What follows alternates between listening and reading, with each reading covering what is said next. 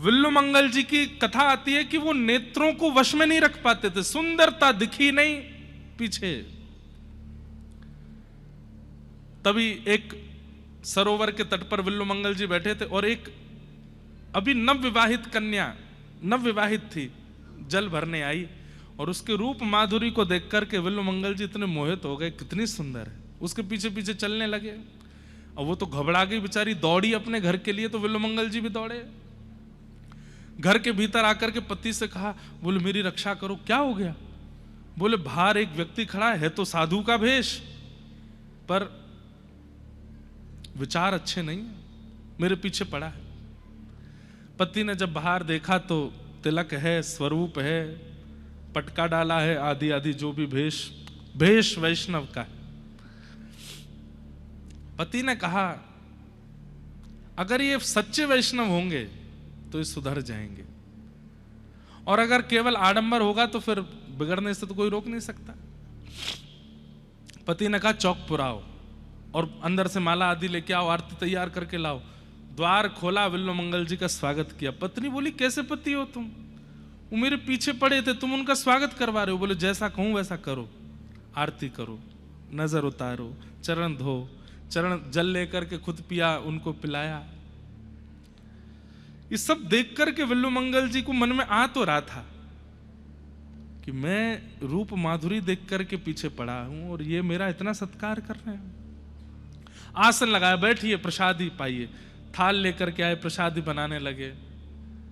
अभी तक भी इतनी चेतना नहीं जगी थी चित्त में। प्रसाद पाने के बाद विल्लुमंगल जी बोले मेरी तो शयन करने की इच्छा है और मैं आपके घर पे ही शयन करूंगा। पतिदेव बोले आइए हमारे कक्ष में सोइए, आप सो जाओ। जाते जाते बोले आपको कुछ आवश्यकता तो नहीं? बोले हाँ, एक गिलास जल लेकर के आओ, पर आपकी पत्नी लावे। पति बोला ठीक है। बाहर निकल के पत्नी से बोले सुनो, जाओ जल। बोले तुम कैसे हो? वो हमारे घर में घुस गए, सब कुछ अब कक्ष में बुला रहे हैं, आप कह रहे हो जाओ। और बोले सुनो, श्रृंगार करके और जाना। पत्नी सुंदर थी लेकिन और श्रृंगार किया।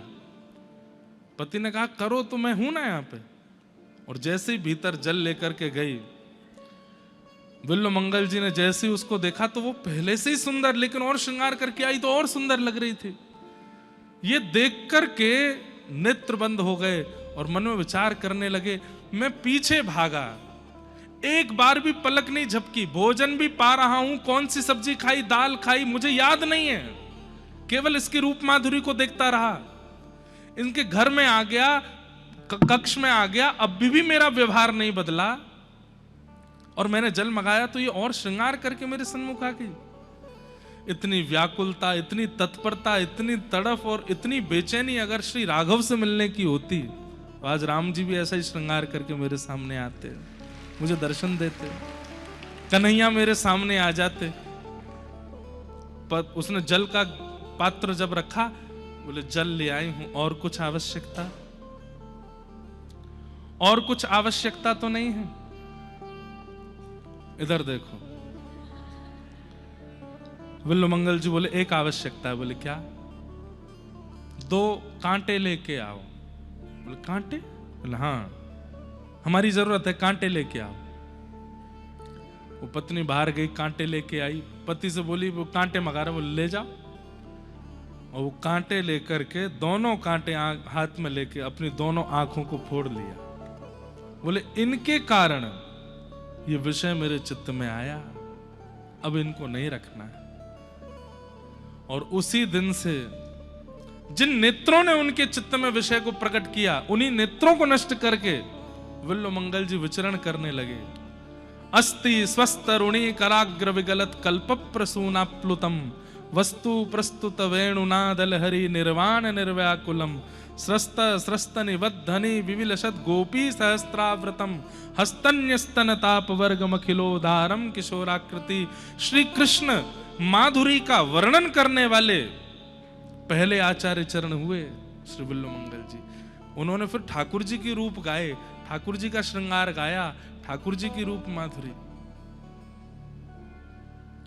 तो आपका कई बार शुद्ध हृदय और शुद्ध व्यवहार सामने वाले को परिवर्तित कर देता है।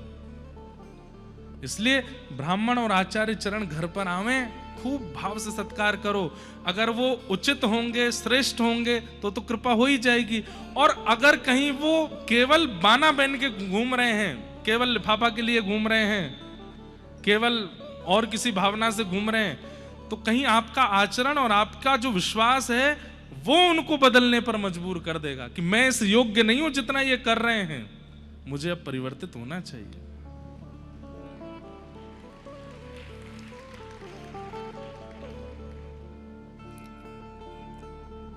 सीता जी का हृदय पवित्र है, इसलिए इतने महीने, इतने साल रहने के बाद भी रावण स्पर्श नहीं कर पाया।